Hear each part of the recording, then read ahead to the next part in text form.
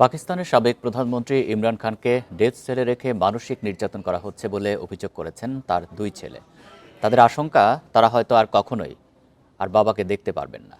British গণমাধ্যম sky নিউজকে দেয়া সাক্ষাৎকারে এসব কথা বলেন ইমরানের দুই ছেলে কাসিম ও সুলাইমান। বলেন তারা কয়েক মাস ধরে তাদের বাবার সঙ্গে দেখা বা কথা বলতে পারেননি। কাসিম খানের দাবি, ইমরান খানকে 2 বছরের বেশি সময় ধরে একাকী সেলে রাখা হয়েছে। সেখানে তিনি নোংরা পানি খাচ্ছেন। এমনকি কারারক্ষীদের সাথেও তাকে কথা বলার অনুমতি দেওয়া হয়নি।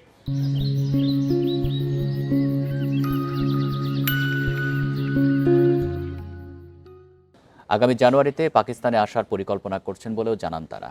এদিকে ইমরান খানের বোনদের অভিযোগ, আদিয়ালা কারাগারে ইমরানের সাথে খারাপ ব্যবহার করা হচ্ছে।